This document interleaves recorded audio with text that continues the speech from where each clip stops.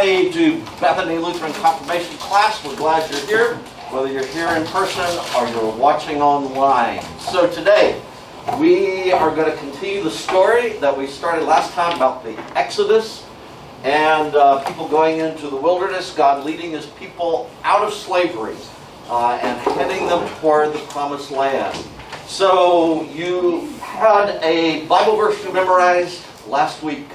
I will take my face covering off now and be at a safe distance from Sean in heaven. So we're going to read this together because you memorized it during the week. This is from Exodus chapter 20, and actually it's the beginning of the Ten Commandments, which we're going to study today. But let's read this together because it gives a good summary of what we talked about last time and what God did through Moses. So read together. And God spoke all these words, I am the Lord your God, who brought you out of Egypt, out of the land of slavery. You shall have no other gods before me.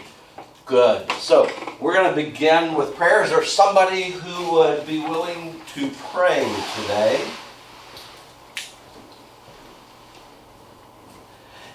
Anybody? If not, we're going to voluntold you. Oh, yes, good idea. Excellent idea. How about... Dawson's face is smiling like he could burst into prayer at any moment. Hello! All right, Dawson. Dear Lord, thank you for getting everybody here. Thank you. Thank you for letting us have a fun time outside and for the food provided for us. And we hope that we can learn more about you and your ways through today. Amen. Amen. Sorry for sneezing. Right after he sneezed, Brooklyn's folder fell. Okay. So we're going to take notes as we go along. Everybody look for the sheet that says the wilderness, the law, and the promised land. The one that has that, it's got fill in the blanks, and we're going to fill those in as we go along and as we watch the screen. The very first one, though, this should be very easy because last time Miss Keisha talked about how the Israelites were slaves in the land of Egypt, and there was a mean Pharaoh, and for 400 years they were slaves, and if they protested, he made them work harder, he whipped them, he beat them, and God chose a person, one person, to lead them out, and that person was Moses. So write that in, number one. God called Moses to lead the Israelites out of Egypt. And he does what the Bible verse says. He brought them out of Egypt, out of the land where they were slaves. So they were slaves to Pharaoh. Just a little review from last time. The Israelites were God's people. Remember, 400 years earlier, Joseph had come to Egypt because his brothers sold him. And then a little bit later, his family came, and so his family became the nation of Israel, okay? Because they had lots of kids and grandkids and great-great-great-great-grandkids. So, God calls Moses to lead the people out of Egypt. How did God appear that first time to Moses? A burning bush. A burning bush. Burning bush. And God spoke out of the bush. And so then comes the Exodus. You can remember that word when you think of exit. They're going to exit Egypt. They're going to go out. Moses leads them. When they get to the sea, what does God do with the sea? Parts it. Parts it wide open, and then He closes it up when the army of Pharaoh begins to follow them and try to get them back or kill them. So God protects them again. So, number two. After crossing the sea, the Israelites are in the wilderness 40, right? The number 40. They're going to be 40 years out in a place that looks like this. Oh. They're going to live in a place that looks like that for 40 years. No houses, just some tents. And some things that they can build out of all the trees on this place. Do you see any trees on this place? No. No, so it's going to be a tough time out in the wilderness. So, the question would be, why is God going to take 40 years? Because here's the map. We're not going to look, this is in your Bibles, but we're not going to look it up right now. But here's the fact. Here's where they start. At the city of Ramses in the land of Goshen. And look where they're going. Up here to Jericho. It should take about 2 months. Instead, it's going to take them 40 years to go. Look at the trail they take. And they stop and they go up here, and then they come back here, and they go back here. Why did they take that trail? I'm glad you asked that question. Why? Oh, yes? Because it's by water. Well, look, yes, there is. It's by water. Yeah, but Okay, Cindy. I don't know because I went to ever needed water, they were pathetic. So they have all that water. All right. Dawson? There's also a little bit more cities and stuff to stop at. Yeah, there's some cities there. But God had a purpose in keeping them there 40 years. They've been slaves. So they're going to have to learn some stuff. Like, God promised that He would make a great nation out of them. Except they don't know how to be a nation. So God's going to teach them how to be a group of people that becomes a nation. And, most importantly, they need to learn to trust and obey God. You may notice that those are words you need in the blanks on number 3. The people had to learn to be a nation, and they had to learn how to trust God. So it's going to take 40 years for that to happen. By the way, in the times of the Bible, they usually thought of one generation as 40 years. That means most people lived about 40 years and they were dead. So that would mean Pastor Kevin and I would both be dead. We're over 40. I'm a little more over 40 than Pastor Kevin. But they didn't live long. So one generation was about 40 years, and that's how long it's going to take.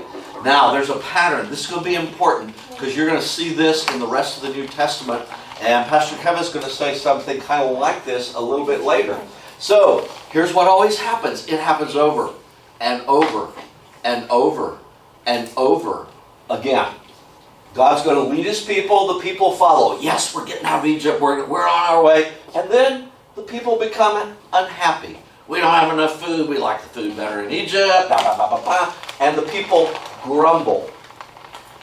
And then God provides. Those are the points under number 4. You need to fill in the blank. So, and sometimes, before God provides, sometime, and we'll see this a little bit later, sometime He may provide punishment. And sometimes the punishment isn't God zapping them, but saying, okay, you want it that way? Try it that way, see how that works for you. And they don't do so well. So then, after God provides again, then it starts all over. The people are happy, they follow God, they want to do God's will, but then they get unhappy and they grumble. God provides again. Then they're happy again. So this pattern is going to happen over and over and over again. For 40 years. For 40 years. And then after that, for about 1,000. They'll die. When they get to the promised land. It's going to keep on. You know what? Pastor Kevin, this kind of still happens today, doesn't it? Yeah, people grumble against God. So, we're going to read, here's a grumbling pattern. Here's how the grumbling went. Would someone, this is from Exodus 16, would someone read for us that first paragraph? I will stop by. All right. Would you, JC? The whole congregation of the Israelites complained against Moses and Aaron in the wilderness. The Israelites said to them, "If only we had died by the hand of the Lord in the land of Egypt, when we sat by the flesh pots and ate our fill of bread. For you have brought us into this wilderness to kill this whole assembly with hunger." Okay, so He just led them through the sea. He just did one of the greatest things that ever happened in the Bible. He led them through the sea, rescued them from the Egyptian army, brought them out of slavery, and now they complain. There'll be several passages. Sometimes they'll say, we liked the food better in Egypt. We had lots of meat. We had onions. We had leeks. What are leeks? I don't even know what leeks are. Onions? All right. And we had all this great food in Egypt. So then they will go back. And then, would someone else read this second paragraph? Kevin. Then the Lord said to Moses, "I am going to rain bread from heaven for you. And each day the people shall go out and gather enough for that day. In that way I will test them, whether they will follow my instruction or not. All right, does anyone know what is this bread that's going to come down called? Starts with an M. It doesn't rise bread, right? Yes, it's yeah, that's right. It doesn't rise. It's going to be unleavened bread is what they brought along with them, and this bread's going to be pretty flat also because it's going to be along the ground. It's going to look like maybe frost or snow. So this is going to be called manna. I knew that. Manna from heaven. All right, manna. Manna. By the way, the word manna, I'm going to give you this for free. You don't even have to learn this, but I'm going to give it to you for free. Manna means, what is it? Because the first day it happened, they looked out of their tents, and there was this white stuff on the ground. They said, what is it? And that's the Hebrew word, is manna. What is it? And so it's bread that they'll be able to eat. And by the way, it says he's going to test them, because what he's going to say is, you can gather enough for one day. Don't hoard a bunch of food. Just take what you need for one day. Because they found out, those that tried to take more and take extra, the worms and maggots started coming out of it, and it rotted, and it smelled, and it stunk.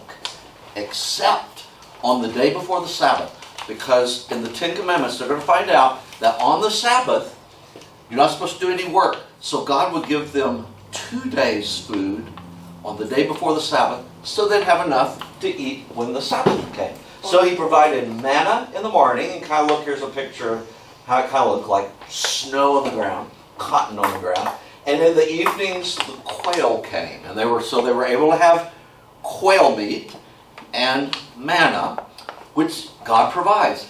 After 40 years, you might get tired of it, but God provided it. So how did they manage to kill the quail? Did they have bow and arrows? I think the quails just dropped dead from the sky. I don't know. I don't think it said.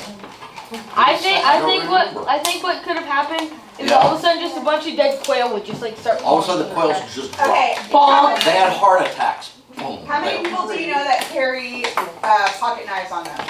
I carry one. Yeah. I'm not carrying one right now, but I carry one.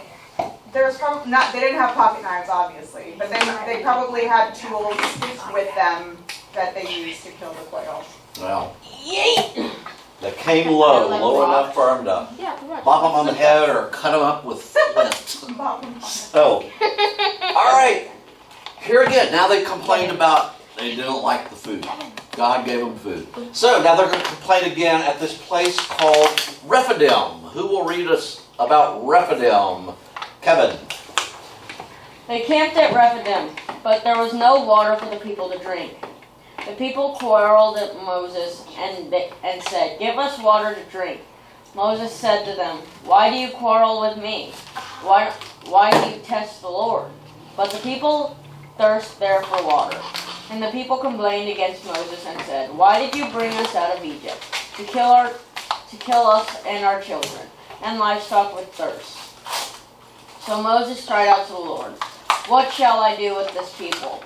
They are almost ready to stone me." Yes, they complained to Moses, and Moses goes to God and said, "What am I going to do? These people are always complaining." And so God has an answer. God again provides. They've complained. God provides. He says, "Go on ahead of the people." He's telling Moses, "Take some of the elders of Israel. Take in your hand the staff with which you struck the Nile." Remember back.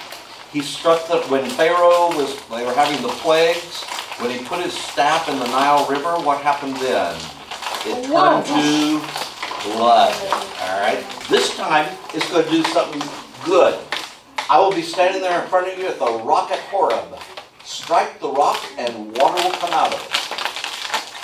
Then all the people could drink." And so they called the place. By the way, names of places in the Bible often mean something. Massa, which means test. Meribah, which means There's a typo there. There's no space between the hands. oh, yes, you are correct. My bad. So again, here's the pattern over and over.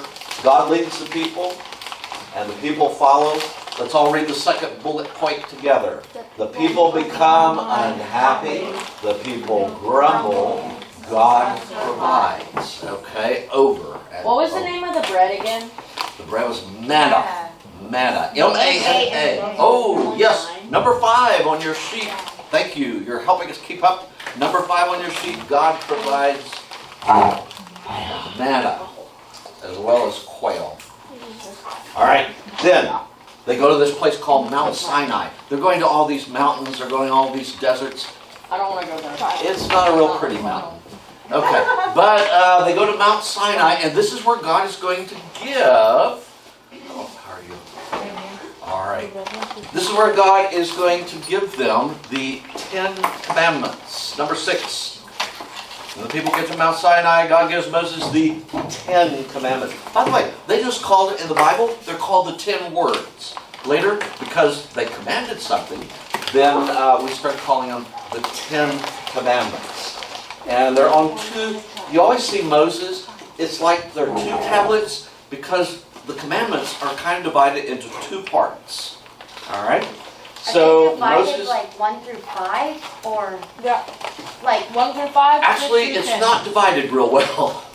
Actually, it's divided like 1 through 3, which talk about, if you look at the bottom of that front of the page, number 7, our relationship with God. So commandments 1 through 3 talk about how we relate to God. Because if God didn't tell us, we might not know. So in a way, the great commandments, these 10 of them, tell us not only what to do, but they're kind of a gift because they're things we wouldn't know if God hadn't told the people. Usually in art, it's divided 1 to 5 and then 6 to 10, but it's artistic liberties. It's just people's Yeah. Makes a better picture. interpretation. Yeah. Makes a better And picture. it's not cringeworthy. Yeah.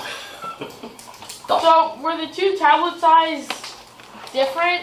Because like, why would you have 3 and then just a bunch of random space? And then a bunch of random ones. I don't know. Maybe they like the space. Yeah. It doesn't actually tell us. But the second group of commandments, commandments 4 through 10, tell us about our relationship with people. With people. And so in a way, these commandments that talk about our relationship with people, they kind of are for even people who don't believe in God. It's a good thing. God gives this gift to the world because it tells us how people should relate and not relate. So we're going to write, I just left 1 blank on each commandment. Next year, you're going to have to memorize all 10 commandments. Or those who are in 8th grade already memorized them last year. This year we just kind of want you to know generally what they are. So the first tablet, the relationship with God, and if you look on the back of that sheet, all 10 are listed. So we're going to fill in the blank. You shall have no other gods. Okay? And a lot of you 6th graders, we made 10 Commandments booklets. I know some of you probably didn't pay attention too much to them. Oh, yes. We didn't fit it. Oh, because it was COVID. COVID. Yeah. Oh, okay. I don't remember doing that.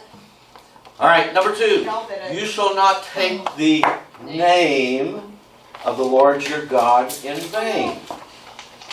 We'll talk more about that next year, what that means. I mean, one thing it means, don't say God and then the bad word, all right? Don't use, oh, I hit myself, Jesus. Yeah. Dad. Use God's name in a holy way, all right? Don't take his name in vain. It also means some other things. In other words, don't use God's name wrongly. Don't say, like some people will say, well, God told me to do this, so you're going to be my servant. Young man Kevin, you are now my servant. God told me. I'm ready. Well, God didn't really tell me that. So that's using God's name in vain. Number 3, remember the Sabbath day to keep it holy, all right? There's a day that God gives us 7 days. One of those days we keep holy to God by worshiping God, by reading God's Word, by praying together. So those are the first tablet, the first laws. The next ones go like this. By the way, some churches number them differently because in the Bible, they're not numbered. So some churches have an extra one at the beginning, and we say it kind of goes with you shall have no other gods. And some people, like Lutherans, we divide the last one into 2 parts about coveting. So if your friends have different numbering, that's okay. Number 4. So Look, relationship with people. Who's your first people?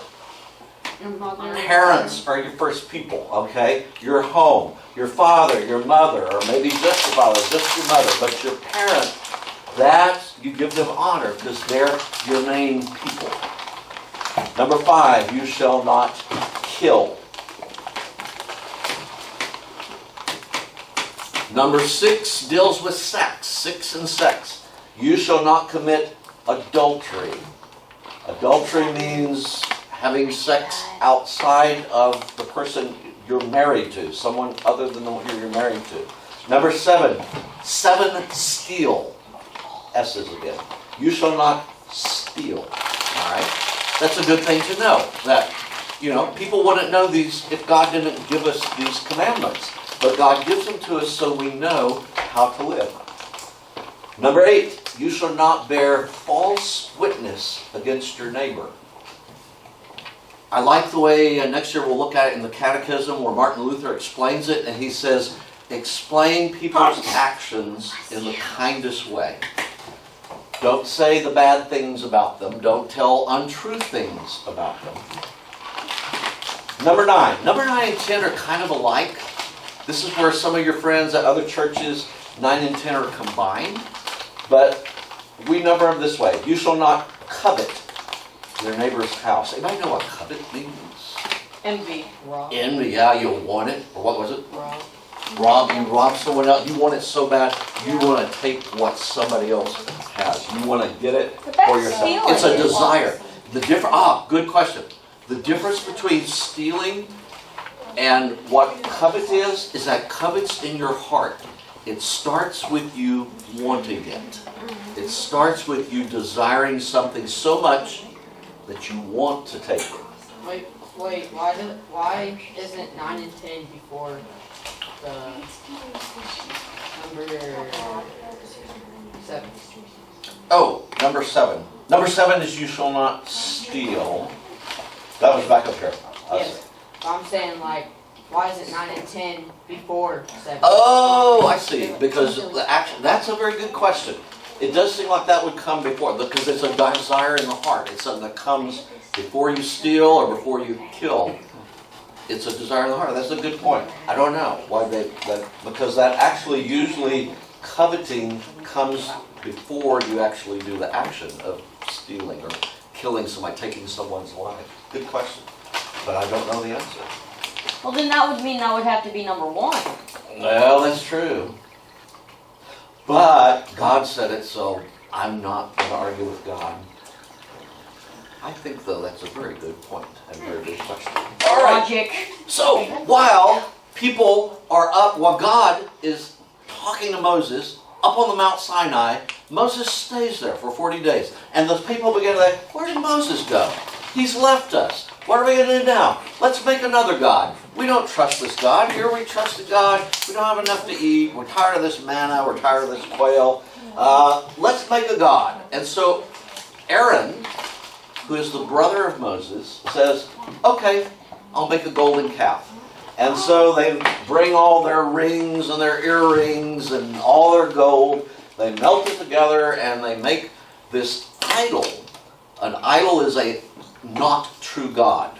An idol is something that leads us away from God because we like to think it's like God. Because a lot of people in those days, the other people that lived around the Israelites, they had statues and little gods that they put in their house and things like that, and they thought those gods had power.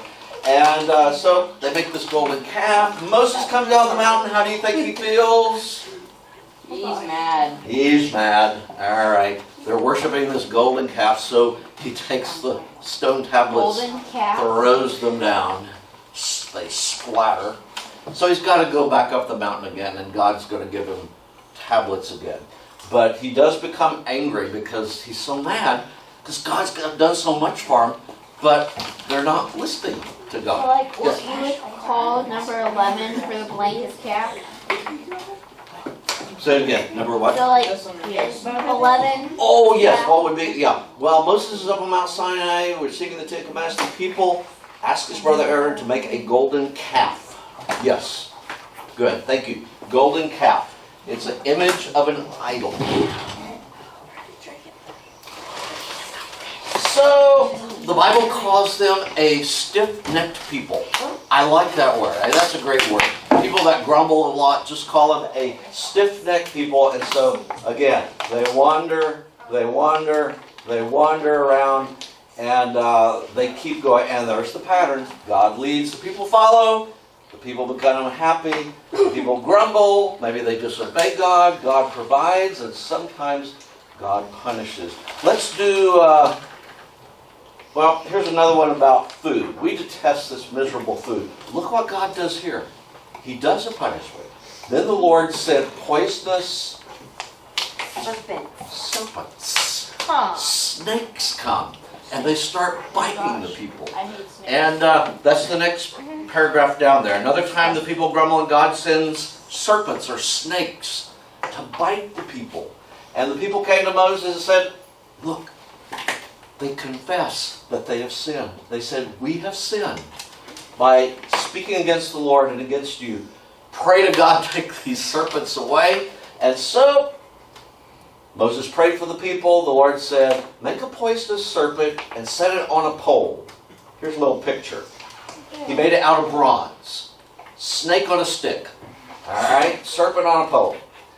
And if people would look at that, the ones who've been bitten, they would be healed. So God brought healing when the people cried out to Him. Yeah, and I wish That- they had that's- that in every Okay, town. Pastor, Yes. can you go back to that? Yes. COVID would be over. This is a very, very important story because we will revisit it in the New Testament because Jesus makes a reference about this in His life. So it's a very, very important story. Remember the serpent lifted on the pole. And for those of you who have ever been in a hospital and sometimes seen doctors or nurses sometimes wearing a necklace, They're a symbol for symbol right healing. there. It's a symbol for healing. Doctors, nurses have the symbol. That's also on like the sides of ambulances. Yeah, Oh, the ambulances, sides of yes. ambulances. You'll see it on the ambulances. So again, this is where that reference comes from. I like the story and it makes sense. Hey, I looked that what up. will Jesus be lifted up on Across. the cross? So that all can So- look at Him. So they're saying, so in that, basically in that, Jesus is the snake on the snake on a stick. That's right. Snake on a stick. Yeah.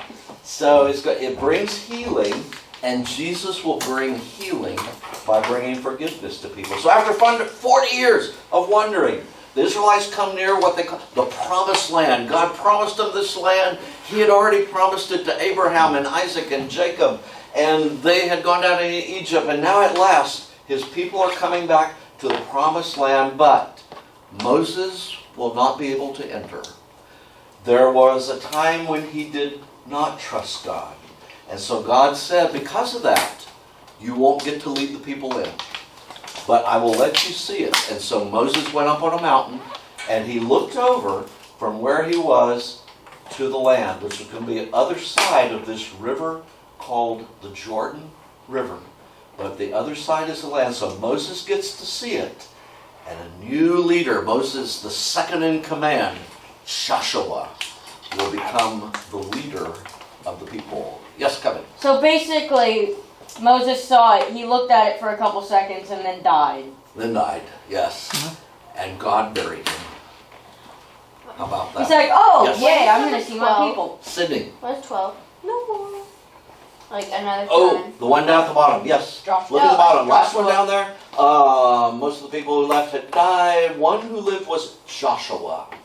Joshua is the person who... Joshua was there at What the about beginning. one- Most of the people who started out from Egypt had died. There were very few left. Joshua was one of the ones left that had started out from Egypt. All right, let's stop there for a moment. Because The year that we don't. All right, I'm going to go ahead and get started. Because there's a lot of Bible. Sydney can come in just a second. I don't think I'm going to be quite as nice as Pastor Casey and give you all of the answers that are on my worksheet. So you're going to have to pay attention as we go through the lecture and write them in on the notes. Going back to something Pastor Casey talked about with wandering for 40 years. Sometimes God has to break you in order to remake you. Last week, Dawson asked a really interesting question about why would God harden Pharaoh's heart. The ancient Egyptians literally thought that Pharaoh was God. And so Pharaoh thought he was God. And so he thought he had all the power, that he had all of the might, that he could even have more power than the one true God. And God had to humble him. But that took a lot of time. And sometimes God had to harden his heart so that he would be fully broken before he realized who was the true God. One of the same things happened to the people of Israel when they were wandering around in the desert. Because one of the things that happened to them is they went to the promised land, they got to the promised land, they sent in some spies to the promised land. Those spies came back and said, it's a wonderful land, it's overflowing with milk and honey, but the people there are giants. They're huge. If we go in there, they will stomp us.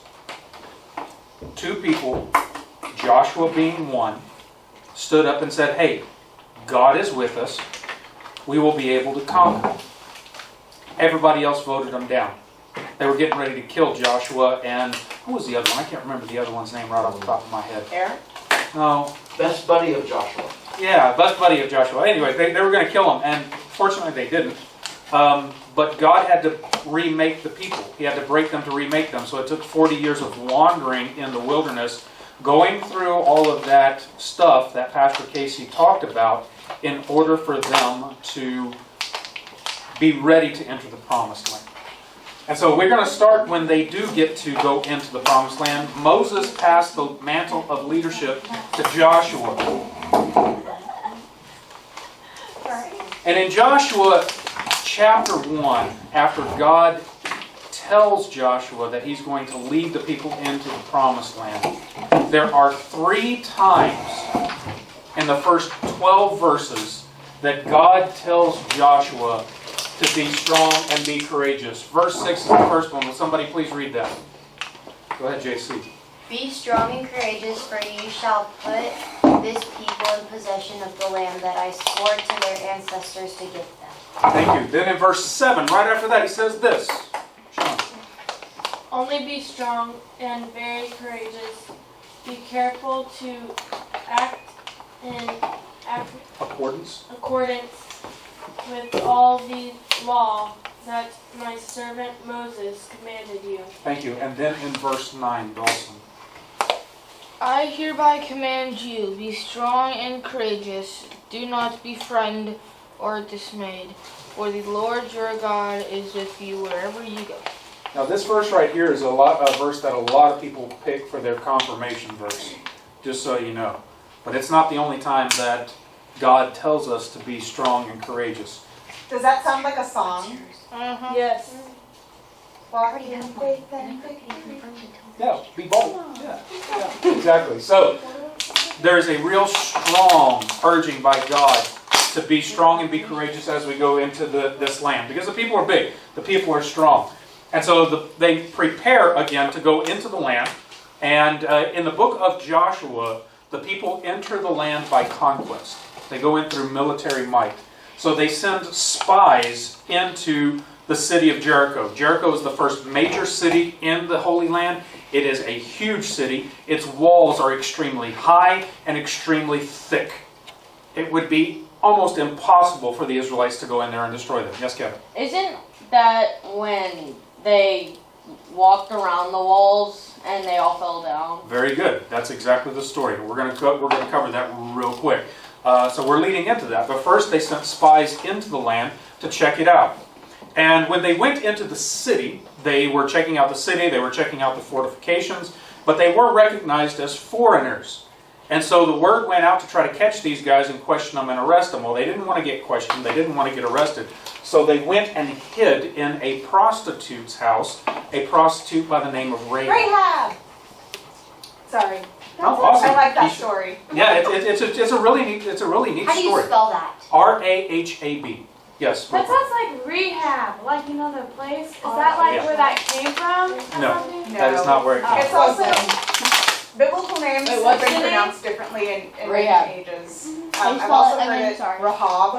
Yeah, Rahab, R-A-H-A-B. Yeah. And so it's just R-A-H-A-B. kind of what makes sense in your So Rahab hid the spies in her house under straw, lied to the people who were searching for them. The men were very, very thankful. When it became night, she lowered them down the city wall from a red rope or a red cord. And the spies told her that the Lord was going to deliver the city of Jericho into the Israelites' hands. They were going to totally destroy the city and ransack it. But so that she and her family would be saved, she needed to put that cord on her window or on her door so that everyone would know she was the one who helped the Israelite spies, and she and her family would be saved. So the spies go back. They report to Joshua what they had seen and what was going on, and told him about how big the city was, how many fortifications there were, how big the walls were. So God hatched a plan. He told Joshua to get the people of Israel, the armed men, to walk around the city, along with the priests and the Ark of the Covenant. Now, when's the last time we heard the word Ark? Whenever you 2 weeks ago. Yes, a couple of weeks ago when we heard Noah's Ark. This is a different Ark.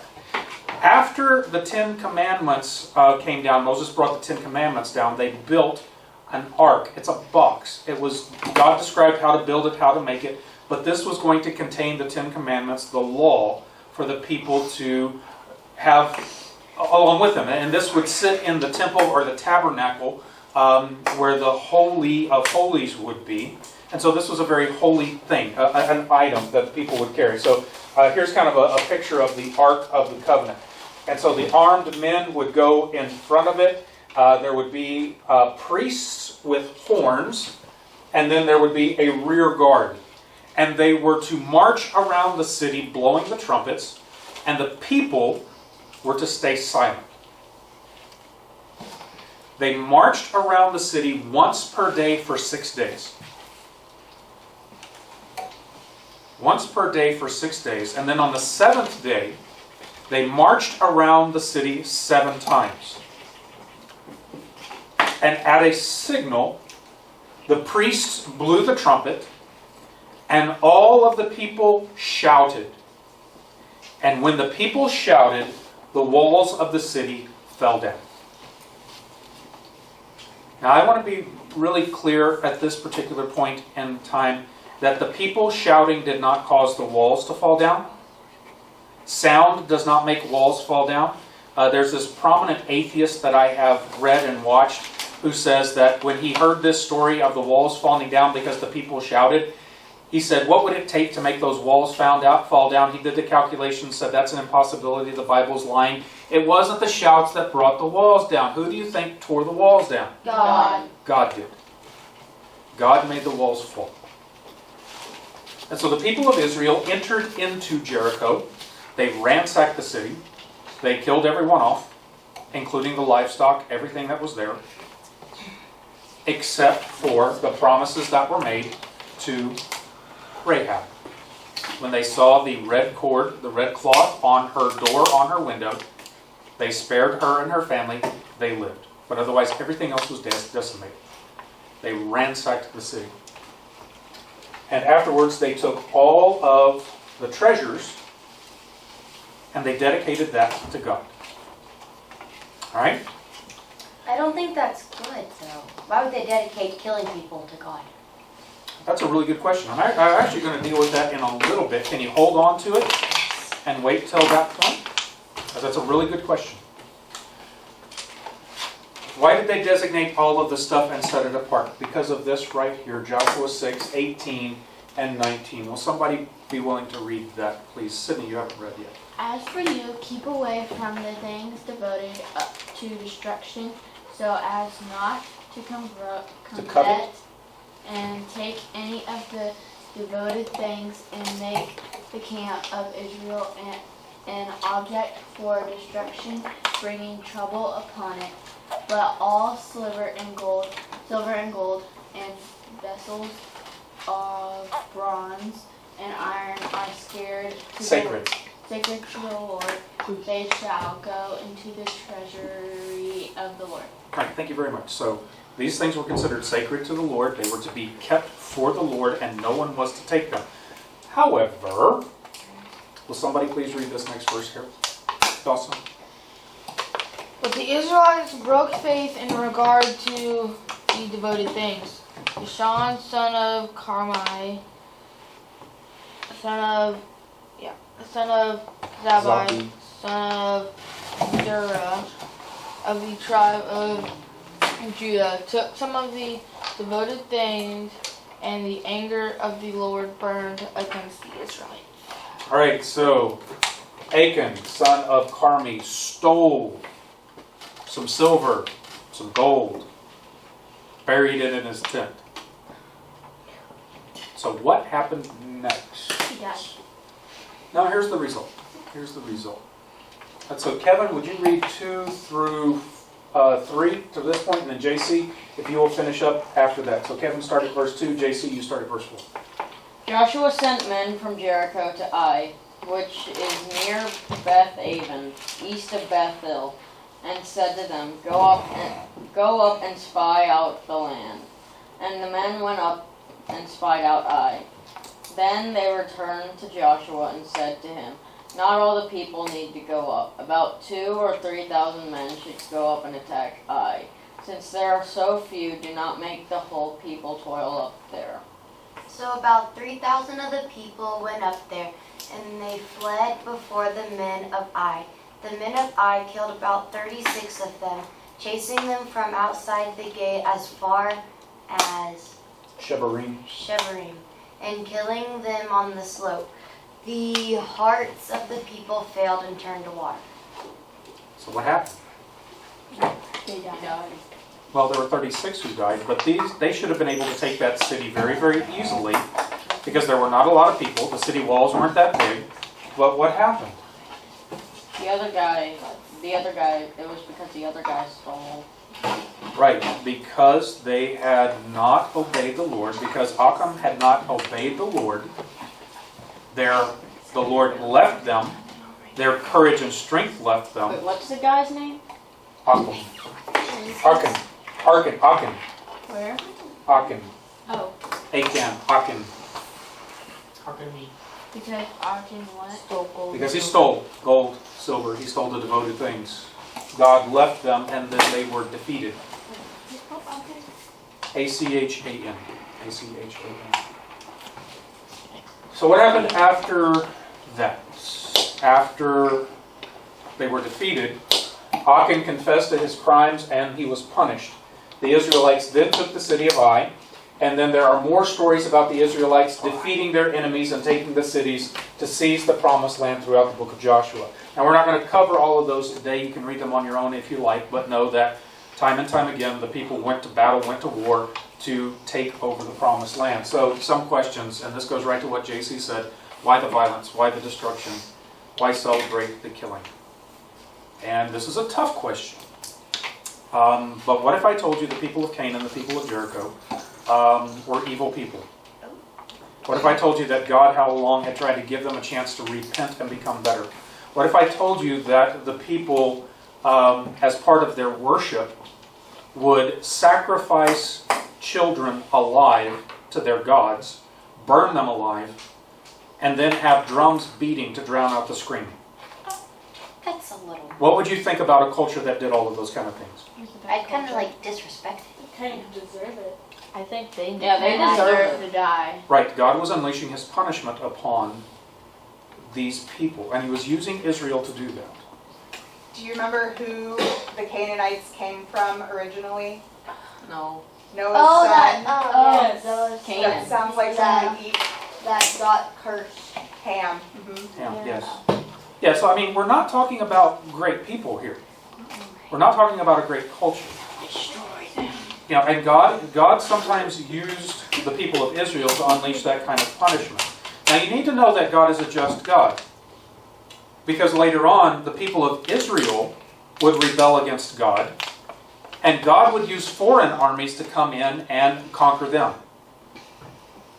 So God just doesn't play favorites. God is just. God is going to bring punishment upon those who disobey his commands. That's what God does, and that's why we have the violence here. So what's the answer for number 7 again? They were evil. Because they were What was killing number and 7? Because they were burning people. They were evil people. God was unleashing his punishment. I wish it would have been even better if a meteor came down and hit them. Or They in that didn't time, say if they had a people. nuke. God promised he would not destroy the planet by extra means like that. Again, Yeah, it that's should not be a God's nuke. will. It should have been a No. nuke. If only they, if A only tornado? No, but that we're going to talk about that a little later when we get to Christianity, because God has changed how he punishes. We'll get to that a little later. Punishes The second things question, wrong. why punish the whole people because of the actions of one person? Because they were all like that. No, not necessarily. Because they're all devoted to God. How many of you play sports? What if one person on your team commits a foul? We all have to do Sweet 16. Yeah. they all Why? rubbed out. Because it's a team sport. It's a Yeah. team. You work together and you go. It's a team. You work together. So in this case, we have a very strong emphasis on the teamwork of the people of Israel. They weren't functioning as a team, were they? One person messed up. If one person messes up, like in a football game or a volleyball game, and is out of position, and the runner gets by or the ball hits the court, what happens? Touchdown. It ain't good for your team. The other Same kind of way. thing here. So God is teaching them teamwork by this. That's why the entire nation was punished for the actions of one. So what about Christians using violence today? Are we supposed to go around and if we see somebody doing something wrong, are we supposed to go kill them? No. Why? Hope not. Because that's what Because they you're not die in supposed to jail. do. They can die That's in the jail. 10 Commandments. It's one of the not 10 commandments. You're not supposed to on do purpose that. manslaughter. Okay, what has God told us as Christians and the church Justice how will be to served. deal with people Yeah, who justice are will be not served. following his commands? Justice will be served. But what are we supposed to do with people who are not following Teach them the commands of God? Yeah, tell them that's not right. Tell them about God. We are to tell them about God. We are to actually love them, to hopefully bring them into a relationship with God so that their hearts are changed. Does that mean that Christians cannot go to war? No. No. No, we can still serve in the military, we can still serve in the armed forces and do things, but we do not do that under our own judgment. We always defer to a higher authority. That's part of what we need to realize in those kind of deals as well. Yes, Kevin, did you have a question? I was gonna say that what if the kid that is doing something really bad, what if he doesn't like anyone and tries to hurt anyone that walks up to him? Now, there are times when we are called to step in and help those who are in need. So if we see somebody bullying somebody else or somebody who is hurting somebody else, we can step in and help that other person and help stand up to the bully or whatever, or find an authority figure who can do that. We don't let injustice like that go by. We confront it as well, and we try to stop it wherever we can. All right? All right, JC, did I answer your question adequately? Yes. All right, excellent. Now, we're going to move on to the book of Judges. Book of Judges is a really interesting book because it picks up kind of on the pattern that Pastor Casey talked about earlier. It's another pattern that takes off and goes on over and over and over again. So you will see this pattern taking place over and over and over again. The people of Israel sin and they worship idols. Then, as a consequence of them sinning and worshiping idols, God sends an enemy to punish them. So as a consequence of the enemy punishing the people repent and they cry out to God. And after the people repent and cry out to God, God sends a judge, kind of like a heroic figure, to free the people. And I wish it just stopped right there. But it doesn't. It starts over again and again and again. This is the pattern we see in the book of Judges over and over and over again. Yes, Sydney? So we would put the one that's in blue for the question number. Mhm. Yes. Make sure y'all can see that. That is the pattern that takes place over and over and over again. So we write all of those? Yeah, I'll give you plenty of time to write it down. Somebody can help Dawson with it afterwards when he gets back in. Everybody got it? No. Yeah. I got 2 more to go. All right, get it down. So how does God punish people now? Excellent question. People sin. Actually, we're going to deal with that a little bit later. But okay, how does God punish people now? He waits. That's one thing that he does, is he waits. The other thing that he does to punish people is he allows you to reap what you sow. So if you smoke 2 packs a day for 30 years, what might you get? Lung cancer. Now, God could stop you from getting lung cancer, right? Right, but it's your fault. But it's your fault. So he allows you to experience the consequences of your actions. That makes So- sense. Number one, he allows you to experience the consequences of the actions. The other thing he does is he waits until we die and go to be judged. And the difference between a Christian and somebody else is when we are judged for our actions, we know that we're in trouble. Because we've all committed sin. We've all disobeyed God. We've all rebelled against God. And so we say, I'm guilty. I can't save myself. I need a Savior. And so Jesus intercedes for us. And what happened to Jesus on the cross? He died. For what? Our sins. He died for our sins. So the punishment we deserved fell on who? Him. Fell on Jesus. Jesus took the punishment for us. But back in the Old Testament, Jesus didn't exist. Yeah, so God's punishment would fall on the people. So now God's punishment is deferred and delayed. And whatever we do wrong, if we don't throw our sins on Jesus, if we don't trust in Jesus, then that punishment will happen to us after we die. Right? Does that make sense? Yes, sir. You get that? All right. Thank you for the question, Kevin. Very, very good. Does everybody have this now? Yes. Yes. Okay. This pattern repeats itself 11 times in the book of Judges. So there's 11 judges? So there's 11 judges mentioned in the Bible. And that's kind of a trick question because there's a 12th figure at the end of the book of Judges, starting in 1 Kings, who's also considered a judge, but he's also considered a prophet. So he's not a judge. So he's kind of both. And his name is Samuel. We'll get into that next week. So there's So 12. 11 is the answer I'm looking for, So I'll put 11 but it's or kind 12. of 12. But 11 is I'll is put the 11 answer. or 12. 11 or 12. So anyways. So out of these 11 stories, we're going to consider 3 today. We're going to consider the Deborah the judge, Gideon, and Samson. So these are the 3 we're going to talk about today. We start with Deborah. And Israelites had sinned. They had rebelled against God. They started worshiping idols. The first part, the blue circle. And God sent King Jabin of Canaan to conquer and oppress them. And he did so for 20 years. And Jabin's general was a guy by the name of Sisera. And Sisera had 900 chariots. Bless you. Thank you. Sneezes are contagious. Yeah, Kevin, father and son, all alike today. So, Sisera had 900 iron chariots under his command. Big army. They terrorized the people for 20 years. So, what was the pattern? They sinned.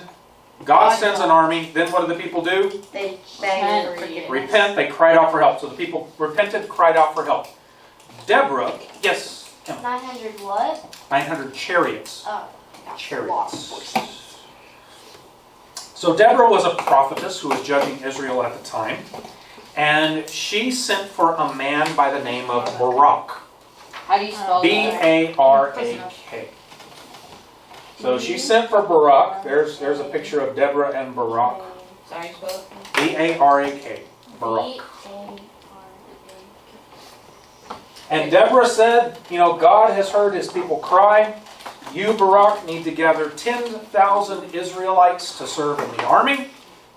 And you will go and defeat Sisera. And by defeating Sisera, you will defeat King Jabin. And Barak was kind of wishy-washy. He wasn't sure he should take orders from a woman. Oh gosh. Yeah, but that was kind of, back in that day, women were not held as in high esteem as we hold women today. Thank God it's a different time and place. But Barak was kind of wishy-washy, and he kind of said, well, I'll do this, but only if you come along. Oh gosh.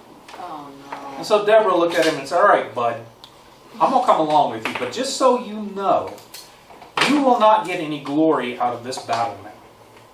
You will not be the one who gets any honor. Your enemy Sisera will actually be handed over to a woman, and she will be the one who gets credit for this victory. So, Barak went ahead and gathered all of his army, and as he was gathering them, Sisera got word of what he was doing. So Sisera went out to meet him in battle. Deborah told Barak, look, the Lord has delivered the Canaanites into your hands to this day. The Lord will fight on behalf of Israel, which you will see this happen several times in the Bible, that the Lord himself will come down and do battle for the Israelites. So, Barak led the people into battle. The Lord came in. The Lord caused Sisera's army to panic. They fled. The Israelites completely destroyed the Canaanite army. Sisera takes off running. And he goes into an area that they were kind of friendly with him. And he goes into the tent of a woman by the name of Jael. Jael. Jael. I like this story too. And Sisera's like, look, my army's been defeated. They're coming after me to kill me. The Israelites are. Can you help me? Hide me, please. He says, plus I've been in battle all day, so I'm thirsty. Can you give me something to drink? Can you give me some water? Well, Jael says, no, I'll give you something else. I'll give you some milk. So she opens up a wineskin that had milk in it. He drank it. And of course, after drinking that, He died. she covers him up. And so he gets really sleepy. Nice and warm. Full belly. Falls asleep into a deep sleep. So she takes a tent peg and busts it through his temple. Temple is like right there, right? Right there. Oh, there. Why? Why? Why? Because she was friendly to the Israelites. She was helping them defeat the enemy. Oh, Lord. That is disgusting. That's a little rude. That's disgusting. Hey, the I wanna Bible see doesn't that. sugarcoat reality, okay? This is the reality of war. This is what happened. But Israel's greatest enemy was delivered over by a woman, just like Deborah had said. And after Sisera was killed and the army defeated, this allowed the Israelites to defeat King Jabin, and the Israelites won their freedom. So that's what happens with Deborah. And I then, like the way she looks so calm in that picture right before she kills someone. yeah, pretty much. Pretty Oh, much. Like and I then- do this every day. Remember artistic liberty. Yes, there is artistic liberty. So, And Deborah, after all of this took place, there is a wonderful song that Deborah sings. I'm not going to play it or anything tonight, but it's there in the book of Judges. You can read it if you like. Deborah sings this wonderful song of victory and praise to God for delivering the people from the hands of King Jabin. So, kind of neat. have question 12 been answered yet? What is question 12? Who visited Gideon, whatever? No, we're getting to Gideon next. Gideon is the next judge we're going to talk about. This was one of my favorite stories from a childhood. The next two are actually two of my favorite stories of when I was a kid and I would read Bible stories and stuff like that. Gideon, what do you think the people did? They Repented? Is that what it's called? What did they do first? Oh, they were. Sin. They sinned against God. They did not worship Him, they worshiped idols. So the Lord sent a group called the Midianites to oppress the Israelites. And the Midianites were kind of nasty. So when the Israelites would plant their crops, and the crops would start coming up, and they were almost ready to harvest, then the Midianites would come in and steal all of the crops. Oh. And leave the people hungry and decimated. So the people cried out to the Lord. And an angel of the Lord came to Gideon. Gideon was a farmer, and he had secretly made some wheat, and he was threshing the wheat, which means he was getting it off the stalk, and he was in a well down in the ground so that he could not be seen, so that he could not get his food stolen. So he was down in the bottom of this well threshing the wheat, and an angel of the Lord appeared to him and said, "Hey, I want you to lead your people against the Midianites and free them." And Gideon was kind of a skeptic. He didn't just buy things right off the bat. So he looked at the angel and said, "I'm going to need a sign to know that you are really from God." And so Gideon went out and he prepared a meal of meat, goat's meat, and some unleavened bread. And he brought that and he put it on a rock that the angel had pointed out. The angel touched it with a stick, and a fire sprang up and consumed the goat and the bread. And Gideon was like, "Oh, wow, okay, you really are from God.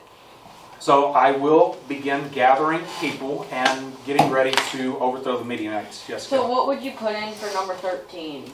What did I write down Goat for number meat. 13? What's the question? What did Gideon set out overnight to test the Lord? I haven't gotten there yet. Well, I have a question. Yeah. What is 12? Says Well, an angel. The angel of the Lord. The angel of the Lord came. Very good. Good job picking up and helping one another. So, what Gideon began doing was showing that he would lead the people. He went into the community and he destroyed the altar of Baal, which was the false god that the Midianites worshipped. This caused quite a bit of consternation. The Midianites heard about it. They gathered their armies along with another group called the Amalekites. There's some really funky names of people in the Bible. And they gathered their armies to march against Gideon. Now Gideon got afraid when he heard about all these armies gathering to come after him, and he really wanted to know if the Lord was going to help him. So he bargained with God. He said, "Show me a sign." He said, "What I'm going to do is I'm going to put a fleece, a sheepskin, down on the ground. And if the sheepskin is wet in the morning and the ground is dry, then I will know that you are telling me to go do this." So in the morning, Gideon picked up the sheepskin and he twisted it, and he had a whole bowl of water come out of the sheepskin. And yet the ground was dry. And Gideon thought, well, maybe the sheepskin soaked up the dew, so I have one more test. God, if it's really me that I need to do this, tomorrow let the sheepskin be dry and the dew be on all of the grass and all of the ground, let the ground be wet. Next morning, sheepskin completely dry, ground wet. So he said, "Okay, I know you're calling me to do this. I'll go raise an army." So he put out the APB, said, "Everybody come help me, we're going to throw over the Midianites." So all of these people came around. 32,000 people came to help defeat the Midianites. And God said, "You got too many people. Send some home." So Gideon said, "Well, if you're scared and you don't want to fight, go home." 22,000 left. 10,000 stayed. God said, "You still have too many people. So this is what I want you to do. We're going to separate them out. I want you to go to the local stream. Tell the people to get something to drink. Those who lap from the water like a dog, I want you to keep. Those who kneel down and drink with their hands, send away." 300 people drank like this. 700. Oh no, not 700. 7,000. 9,700 drank like this. So Gideon was left with 300 people. How's he going to defeat these armies with 300 people? God had a plan. He said, "I want you to give every Israelite soldier, all 300 of them, a torch, a jar, and a horn." I remember this story. Okay? Light the torches on fire at night, cover them with jars. Surround the Midianite camp. At a signal, they all broke the jars, lifted up the torches, blew on the trumpets, and yelled out for the Lord and for Gideon. Scared the Midianites to death. The Wait, Midianites literally? began fighting one another, and they killed one another off. There was only one left. And they came in and then cleaned up. The rest of the 300 came in and cleaned up who was left. So that's how they defeated the Midianites. And Gideon judged his people for the next several Wait, years. so how many did he take into battle? 300. Okay, 300. Okay, what did Gideon set out overnight to? A fleece. A sheepskin. A sheepskin or a fleece. Fleece. Not like a Fleece. jacket. Yes. How do you spell fleece? Fleece. Fleece. Oh, I got that wrong. Not like this. This. All right. So that's Gideon. There's the soldiers going in with the torches and the guns. So now we come to one of the other stories that I really, really liked. I've got 15 minutes to try to cover it before we're done. Samson. This was, again, one of my favorite childhood stories. I was into people fighting and stuff like that. It was this boy thing, I guess. Yep. So what do you think the people did again? Battle. Repented. Wait, no. Sin. They sinned. That's what I was. So God this time sent a group called the Philistines to come and oppress the Israelites. And they oppressed them for a while. The people did what? Sin. They sinned. They come and oppress. Then the people repented and cried out. And God came to a man named Manoah and told him that his wife would conceive a son, and that the son should never drink wine or strong drink, should never eat anything unclean, Which would be and what? should never cut his hair. That's why Samson, when he is shown, always has long hair. So he should never drink strong wine or drink, should never eat anything unclean. What would that mean? There are Like clean pork? animals and unclean animals Isn't that are pork listed in an the Bible. unclean Pork is animal? unclean, Yes. shrimp. We can talk about why we can eat pork and shrimp a little later, and why they're no longer unclean, but at that time, these foods were considered number unclean. two? Never eat an unclean food, and then number 3 was never cut your hair. He was called a Nazarite. This was kind of a Nazarite vow, what the Nazarites did. They did not drink wine or strong drink, they did not eat any unclean food, and they never cut their hair. Why didn't they cut their hair? It was just a sign. That was kind of the symbol of their obedience to God. They did not cut their hair. What would the They had a girls look lot of like? laws back This then. was for men only. Oh. Okay. That was The for girls men could do whatever they want. Wait, So- what was the, Girls were what not was the last one? only. Never cut his hair. Although the girls' hair So would be like Samson, that. as he grew and his hair got longer and he obeyed God, he became very, very strong. Very, very strong. Really strong dude. But he wasn't exactly the brightest, nor was he the most obedient judge. He was very, very flawed. In fact, Oh gosh. he fell in love with a Philistine woman, That's not good. That's which were the enemies, right?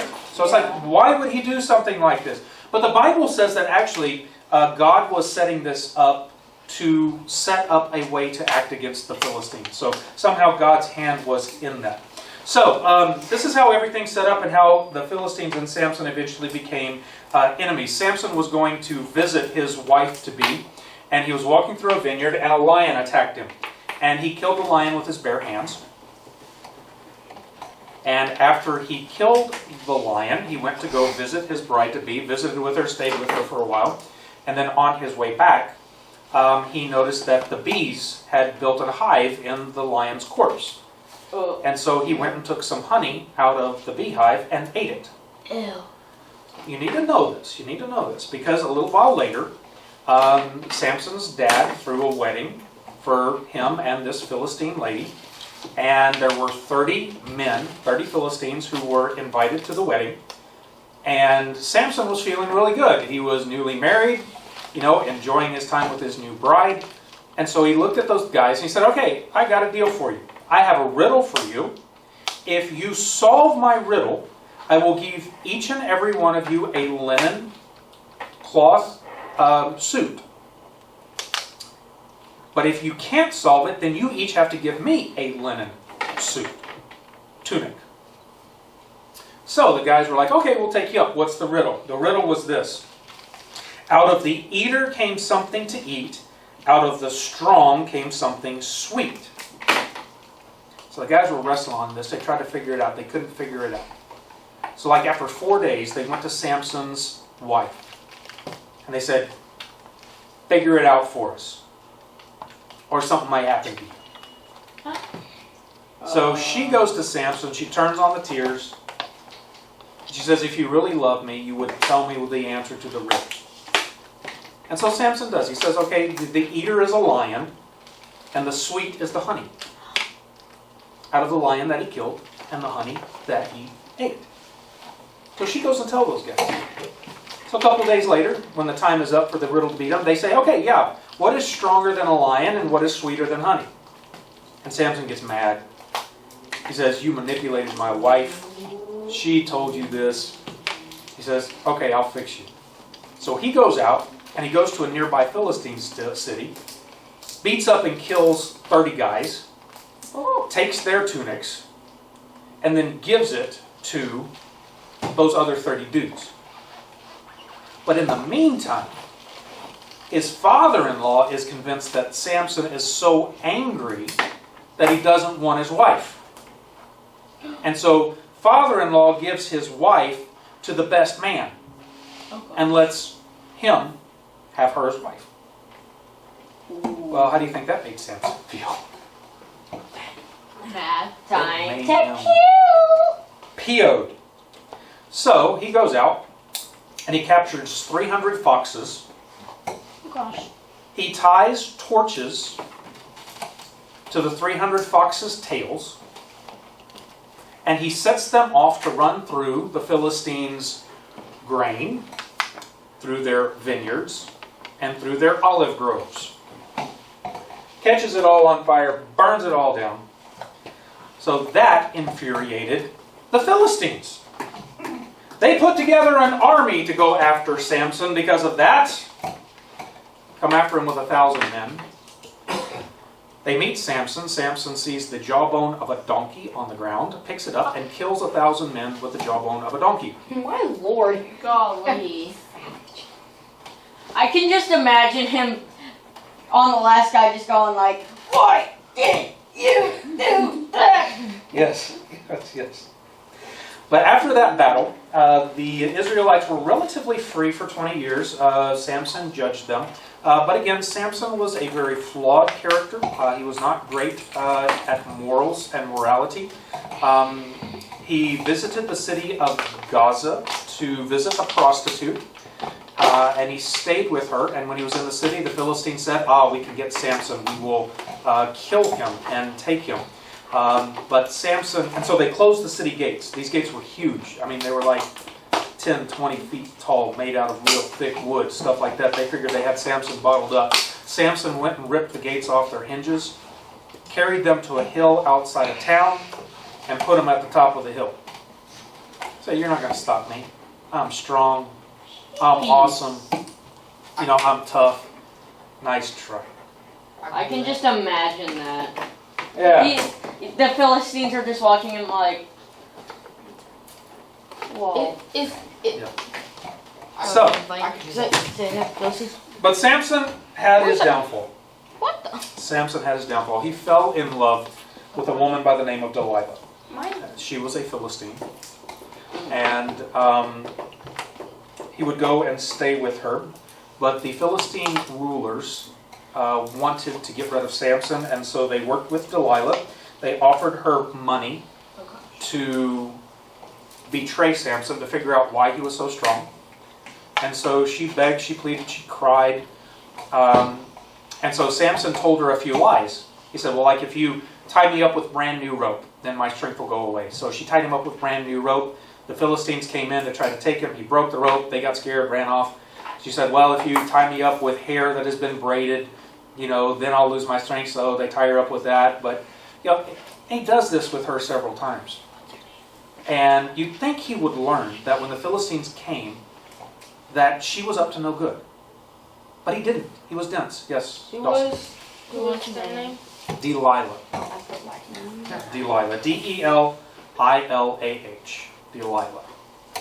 D-E-L. D-E-L-I-L-A-H. Delilah. So eventually, Delilah said, oh, you lied to me. You really don't love me. You really don't care about me. You're just using me. And so Samson told her, okay, look, my hair has never been cut. You cut off my hair, I lose my strength.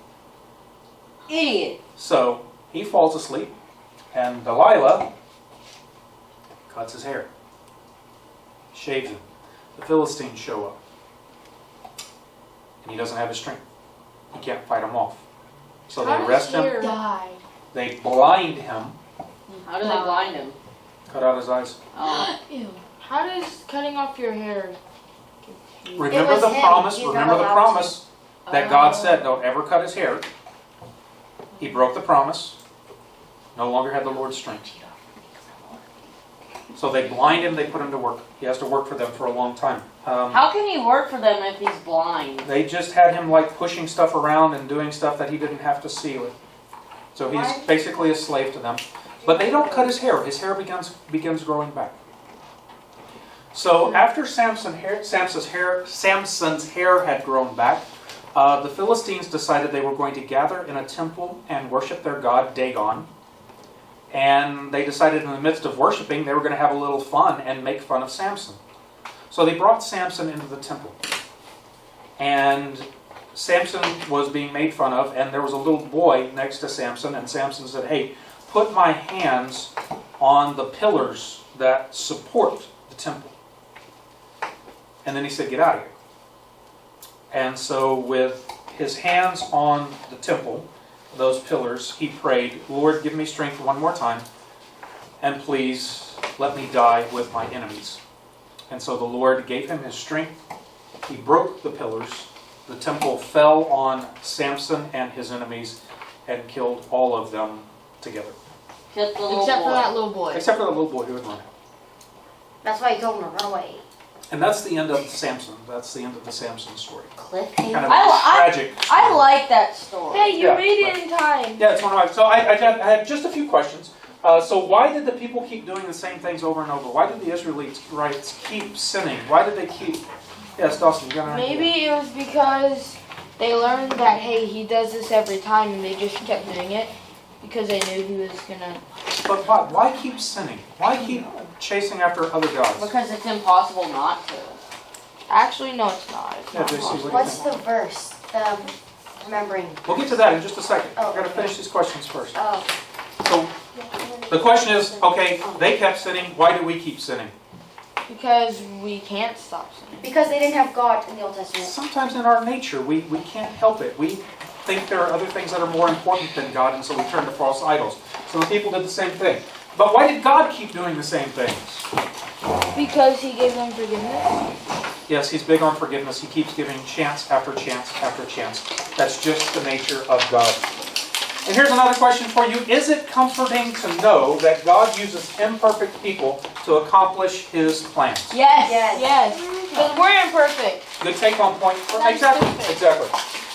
So do you think God will eventually do something different to break this pattern of sinfulness? Maybe.